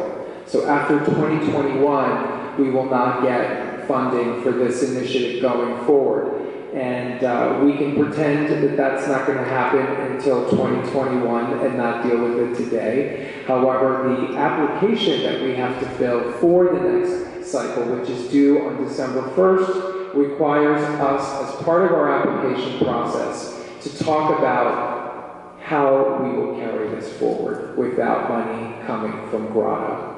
And so one of the things that I wanted to talk to the committee tonight is the future. Are we still committed to being an age-friendly community in this manner, and how will we carry this forward? I think that the answer is unanimous that we are. We've done a lot of great things for our seniors.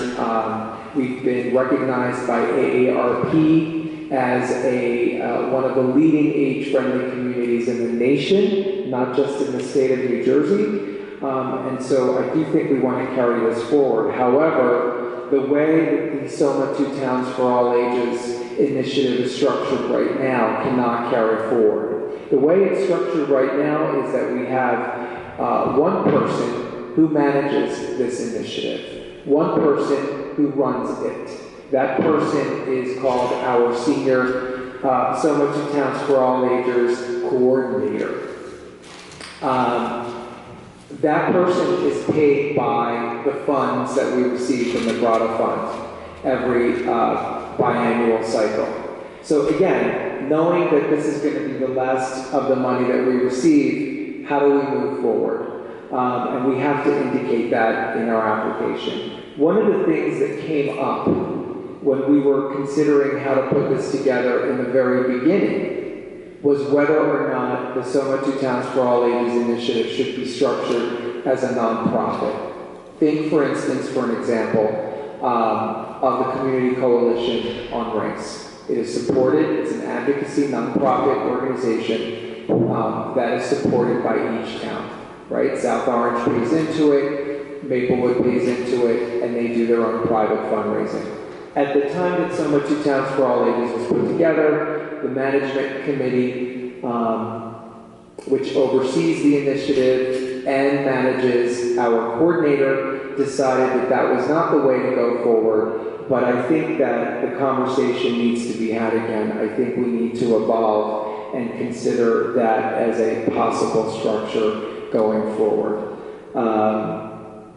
We also know that in our application for December 1st, our coordinator will recommend phasing out their position, their current position, and hiring 2 separate people to cover each community. One for South Orange and one for Maplewood, each person being an experienced social worker and able to carry forward the age-friendly community initiative. Not because it's not a Soma Two Towns umbrella any longer, but rather because the work for one person is too much, and it is, even though we share a community in many ways with South Orange, we do have 2 different governing bodies, we do have different ways of conducting business, recreation, cultural affairs, and so on and so forth, and there are unique needs to each community. And it does make sense to have possibly 2 separate people doing it. So the first thing I'm going to put on the table tonight is the discussion about structure. If there is an interest into looking into a nonprofit, Soma Two Towns for All Ages becoming a nonprofit, phasing into one. And the second thing that I'm going to put on the table, well, let's start with that first and see what the discussion is like. I welcome my comments. So I'll give you my input. I gave it when we set up Soma Two Towns. No. Right, because? Because you're trying to make policy and you're trying to move the operation of government, and you need a stronger tie into government, and I've seen us set up nonprofits that go rogue, that expect us to fund them, or expect us to do things with them, but then they want to do their own thing. And I just think that unless you can prove that there's money out there that we can't get as a municipality, we've been pretty successful in getting money as a municipality.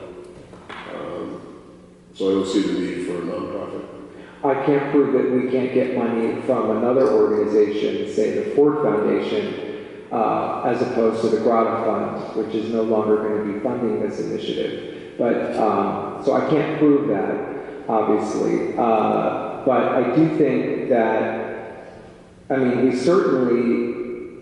we don't control, but we certainly require the Community Coalition on Race to present their work to us, to present their initiative every year during budget hearings to justify our support of them. right? So how would this be any different from that? So we've had a group that was Friends of Recreation that opposed our soliciting funding from the county. We've had a group that was Friends of the Bergdorf Center, which opposed what we were doing over there, and we were not able to get money that they had under their control. We had Arts Maplewood, which was set up as a group that was actually our group, but it really wasn't a nonprofit. But boy, it acted like a separate nonprofit. We could do it. So I think, look, there's a lot of ways to structure this. What are some of your recommendations otherwise? Yeah, you're asking for suggestions, and I'm giving you my experience. I just don't think, I don't think we creating a nonprofit makes sense. It's not organic. It's just just a system, an organizational system that we're creating that, you know, it's different than the CCR. CCR grew out of friends and neighbors and grew out of a lot of interest around a common concern. We created this so many two towns. This is a top-down approach as opposed to a bottom-up approach. So I think creating whatever the structure is, I think the towns want to have as much control as possible over it. That's my opinion. I would defer to Mayor on this one. Because I think in terms of the control factor. the control factor. But how could it be, I mean, it could stay the same as it is now, where the management committee reports back to the governing body. The management committee... That's a nonprofit. Sure. It could be as part of their funding requirement. Yeah, just like we get quarterly reports from CCR. But we don't make decisions for CCR. CCR does their own decision making. Mm-hmm. It's not funding decisions, yeah. Okay, so there's no interest in that, but are there alternative structures that people recommend? I mean, are we still committed to this or not? Absolutely. I feel, in my mind, the idea was that we were going to get grant funding, and at some point the two towns were going to put in money to hire one person to operate this and operate I'm sorry, I'm going to back up. One person to coordinate and supervise this with the appropriate staff under that person to run the senior programs in both towns and also do the policy work. That was the vision going into this. After the funding ran out? Yes. Okay. And that's the commitment we made, is that at the end of this, both towns would put money in to keep it going, and we were hoping that we would have people who are now responsible for certain things in each town that would be ending their time with us, and we would have some ability to hire some new people. You get what I'm saying, or no? Oh, I get what you're saying. Okay. Yeah. So the towns will be funding this, but in some other way, in the way that you just described. We're finding other grants, and that Right. could be Yeah. in charge of the person who's running the almost your time. I think that's a commitment we made to product. Well, like I said, that is a question.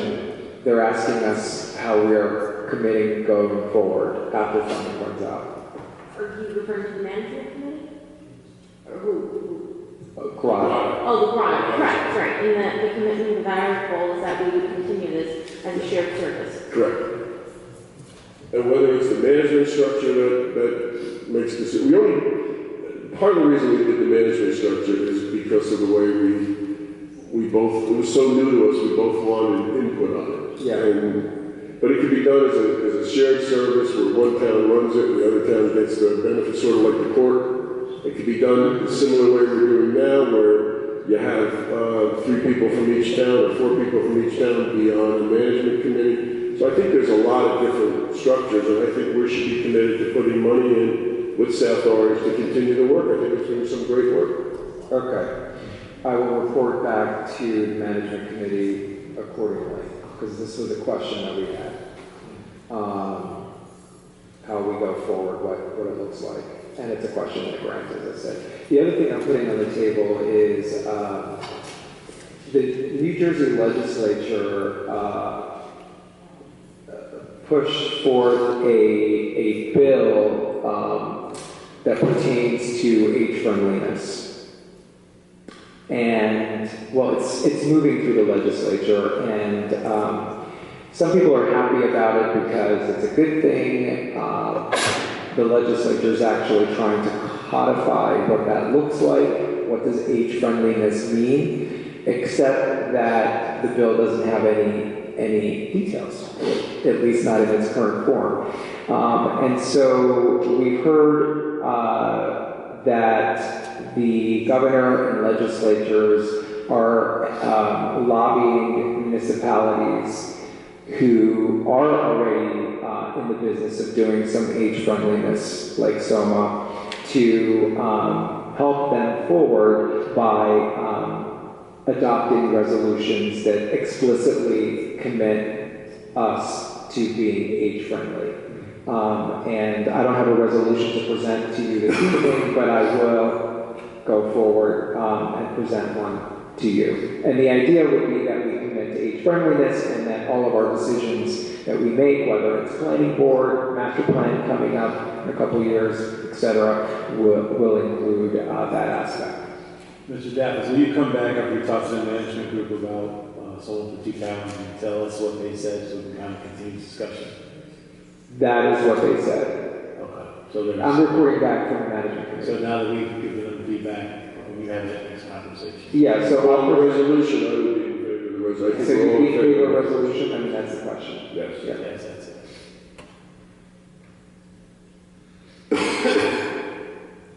Okay, and then finally, I just wanted to report, we're going to have a press release where we go out in the community and we share the results of the recent housing survey, the senior forum that was done and the survey that was done. It was not just about housing, it was about all kinds of services and issues. The top priority, it seems, based on initial findings, is the issue of housing. Seniors in both towns find that they do not have options for affordable housing, and aging in place is becoming more and more of an issue. And options doesn't include just the production of new affordable housing, which in communities like ours is not that easy. We don't have a lot of space, but also alternative housing alternatives and housing maintenance.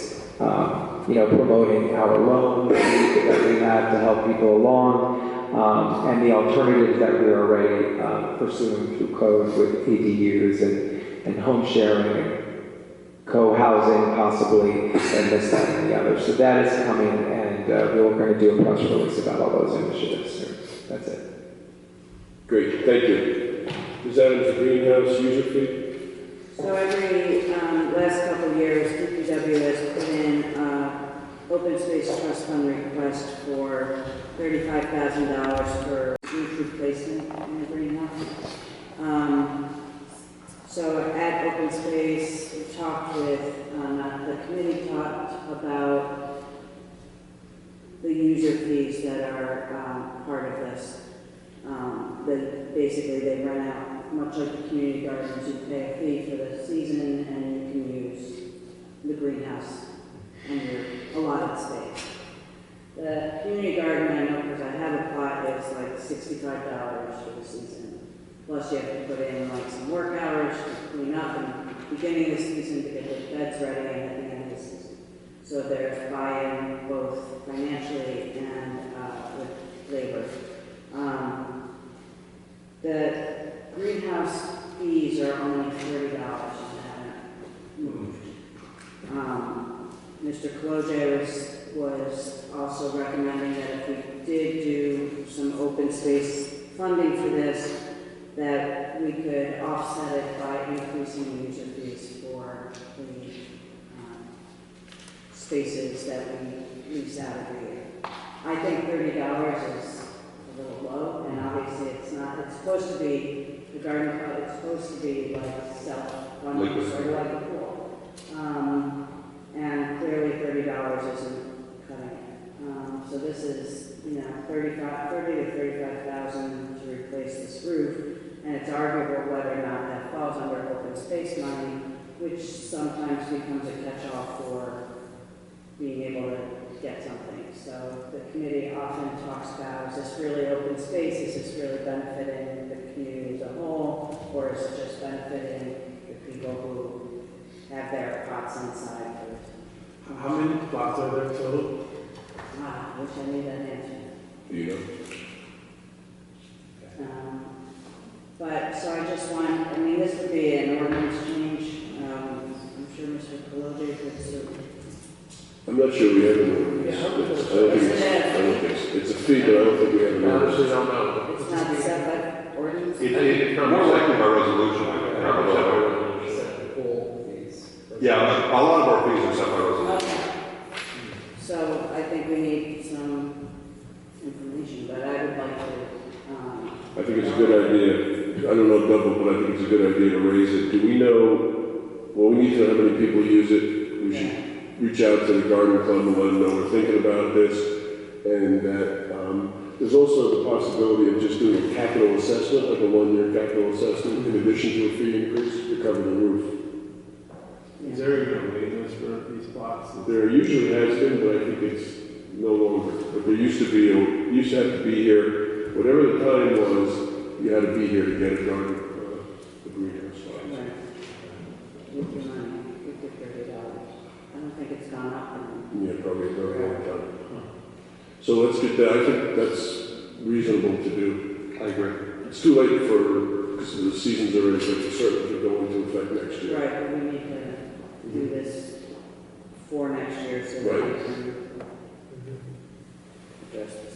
And I guess if we do it before the end of the year, it makes it easier to count it into the budget for next year. But even if we did it in January, we still could do that. Okay, we get a motion on the consent agenda. We've already approved 246-19, item number 1. Mr. Mayor, I'd like to make a motion that we now approve items number 2 through 7 on the consent agenda. Second that. Any discussion? Please call the roll. Ms. Mr. Adams? Clerk. Ms. Adams? Yes. Mr. Mathis? Yes. Mr. Lundberg? Yes. Mr. McGee? Yes. Mayor DeLuca? Yes, thank you. This is our second public comment period. Is there anyone who would like to address the Township Committee?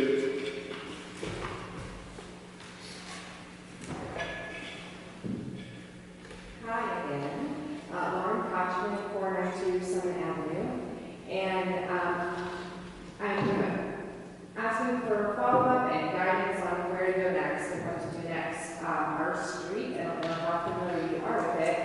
I live on Summit Avenue in Maplewood, but from between Parker and Garfield, which goes into South Orange, it is a major through street. Speed limit is 25. Riddled with fabulous, wonderful children, including my own, 6 and 3.5, but we're only getting more and more young children. It has been raised years before I lived there, been in the house about 4 or 5 years now, and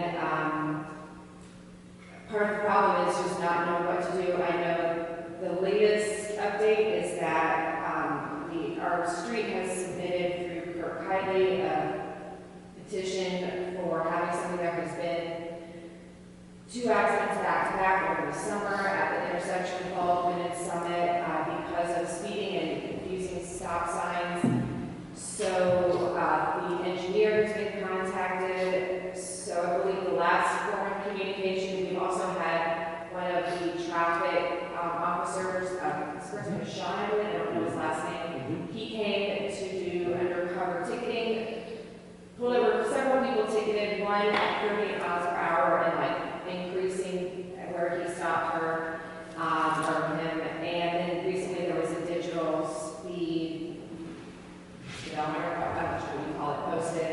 So I'm raising awareness to you all, but also just what is the next step? Is it further follow up with the engineer? Is it, more meetings with you guys? How do we get this? It's a problem, and it's really, we're just on the sidewalk, and it's a narrow street, and people just fly down without concern who's out there. So it needs to be engineeringly addressed in a more formal fashion. So we this comes under a big thing called traffic calming, so we don't know what the engineer has done already. It sounds like he's done some of the things. Well, I don't know. Really, these have been, the officer who was out recently came as more of a slap on the hand to us because we put our little green safety men, you know, the little green plastic guys, Right. in the middle of the street as like a deterrent. And he basically said, you guys can't do that. That's not safe. So we stopped. Not anymore. It's safe. But it was a way to just like any kind of attention and action. And that is when he then said, okay, so what do we do now, officer? And he was very helpful, and he immediately, within the week, came out there to do the ticketing. So I don't think that initiative happened as a result of the engineering. He did say that he was aware that the street was a problem. I just am not, we have not heard of any active. Did you file get a survey of all the residents for signatures on petitions? Yes, 75%, yes, and that was turned in 15 weeks ago. Okay, so it sounds like the engineer is in the process of assessing the So situation. this is just the time. This is the data collection part. You know, they do put in the digital speedometer thing. They collect data there. They collect data of past accidents there. And it takes a little bit of time for him, the engineer, to come back to you with his recommendations, his traffic calming recommendations. So it sounds like it's in the process. But you know what, let's do this. Why don't you give Ms. Navarro's your number and a number, and then she can find out with him. Because it does even 15 weeks sounds like a long time. You said 15 weeks? So that was the last communication that. I thought you said a couple weeks. I got 15, no, it's okay, it's 15 weeks was the last. 15 weeks, no, never mind. Specific. And even this officer was like, oh yes, we've just spoken with Bill, and he said, yes, make sure some of that was taken care of. We just had an engineering public works committee this morning, and this did not come up with the traffic calming street, so it might, that department is incredibly busy. Oh, I this summer. see, yeah. So, we'll readdress it. I'm starting an email to the engineer right now to follow up and see Yes, where. and this was also, the officer said, go to town meetings, find out who your committee, So, traffic person right is. here, Ms. Navarro's can follow up with you.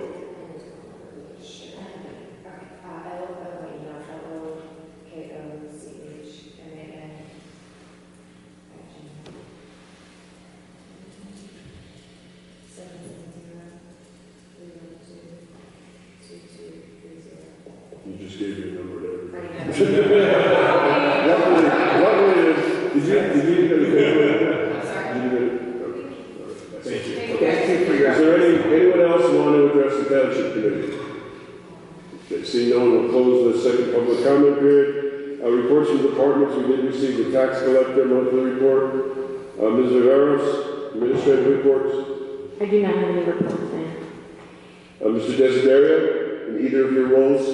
Well, as my role as clerk, I just want to say that I did get a text from Ms. Richardson who complimented me on my good job on it. In case I don't otherwise get any And compliment. you don't mind saying so yourself. Secondly, I just want to send out to Ms. Richardson to get well so she gets back to doing her job as soon as possible. Yes. Mr. Hendrick, I would be remiss if I did not ask on behalf of a fifth grader at Jefferson School, when is the meeting of the Recreation Advisory Committee? Is that the committee you said he should come to see with regard to his skate park issues? Yes, let me get you the date of that meeting. I think it's been moved because of Thanksgiving, but I'll get you. If you let me know, because I get asked regularly with regard to it. So, and we also have a report for you from this morning. Yes, so we also discussed this at the engineering public meeting as well, and Mr. Veras is taking it, and Mr. Kittner's looking at it too. We're going to look at what we can do in terms of that space, be it, do we add, a youth version, we'll do a deeper dive into understanding like the facility itself. So We need more research if they're willing to get us some more research. Tell them what you need. Roger, I tasked Melissa, Community Services Director, to research and with the youth, specifically with the youth, see what their interests are. get their perspective. So if there is a group that, If she tells me who she had to contact, then we'll get in touch with her. We'll have Luke organize his group and, Okay. Yes. that would be great. That's Okay. what we talked So about. it goes to our department director, Mancuso. right, but I need to know, Mr. Rivera has to let me know what it is we're looking for. Okay? Kids. We'll get it. Well, Okay. And you have nothing else? other than that, I have nothing else. Thank you. Okay. Reports from elected officials. Mr. Lember? Mr. Mayor, I would like to join Ms. Vesnario in wishing good health and a speedy recovery to our clerk, Ms. Fritzen. And I don't want to make this meeting any longer. That's my Mr. McGee? Thank you, Mr. Mayor. Just one announcement, and that is this Saturday, the Seth Boyden 5K. It's a great event. In the theme of PTA and fundraising, it's a great event for the Seth Boyden School. So come out to that. That's at 9 a.m. on Saturday, the 24th. That's my report, Mr. Mayor. Ms. Adams? No report, other than Liz, but I'm texting her. Mr. Daffis? Thank you, Mayor. I also reiterate, get well soon, Liz, we miss you. Although Mr. Desiderio is doing a very fine job, but we still miss you, Liz, to get well. No, sir, not at all. I was going to say that. Anyway. I want to invite folks to come out and join in solidarity on Saturday at Rickleton Square at 4:30 p.m. Join in solidarity with our transgender community as we have a little vigil as part of Transgender Day of Remembrance. As I spoke earlier, it's on Wednesday this week, but we are going to be out of town for the League of Municipalities Conference, so we're going to gather very casually and briefly on Saturday at 4:30 p.m. at Rickleton Square. And my final item is our Wi-Fi pilot. You heard this evening and you saw on the agenda that we appropriated another $75,000 into the Wi-Fi pilot, in addition to the 50 that we had appropriated prior. And the reason for this is so that we can get to about 100 households in the Seth Boyden area in an effort to bridge the digital divide there. And the idea here is to work with the existing infrastructure at Seth Boyden, add some more infrastructure in the surrounding area at Maplewood Crossing, possibly an antenna at the police department, and to therefore cover about 100 households who currently do not have internet service. We're working with the school board on this. The school district rather, is going to help us identify the households. We're going to use the free and reduced lunch criteria, which makes sense. The school district can identify those folks. And the households, in order to receive meaningful internet service for their students to do their homework at home, which they currently cannot do, they're going to be required to have a piece of equipment in their home on top of their roof, right, Mayor? Yes.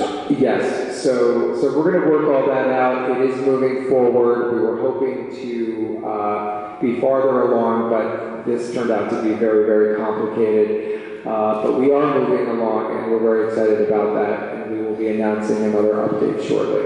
That's my report. Thank you. I have 4 quick things. I just want to thank everyone for the Veterans Day ceremony we had here. It was a very moving day. And urge anyone who's a veteran to contact us over the next year so we can have you included in the ceremony for 2020. Number 2, we had a freeholders meeting here, or the freeholders had a meeting here. They brought a lot of people out. They brought handcuffs out. I gave them a welcome and brought up 4 points. I told them how we, through the leadership of Ms. Adams, took on a position that the zoo should not go forward unless we have a master plan. And through the leadership of Mr. Daffis, who talked about cleaning up the operation at the detention center, including setting up a real citizens board and eventually phasing the detention center out. And then the other 2 points I raised were to get the traffic light at South Pearson and Valley, and to get moving on phase 1 and 2 on Irvington Avenue. So we sent that message. Number 3, we had a good census meeting here, our first census meeting. We're going to have another one in December. And we kicked off our community census. If anybody would like to join us, you can certainly come out. We'll be posting it on social media and on our internal social sites. It's very important. The census is absolutely critical in 2020. It's going to determine funding. We talked tonight about different types of funding, and it also determines our political boundaries, what legislative districts and congressional districts we might ultimately end up in. And lastly, we have a Black History planning meeting set up for early December and getting ready for the 2020 Black History Month. And with that, there's nothing else. We get a motion to adjourn. So moved. Second. All in favor? Aye. Thank you very much. We're going to take a 5-minute recess.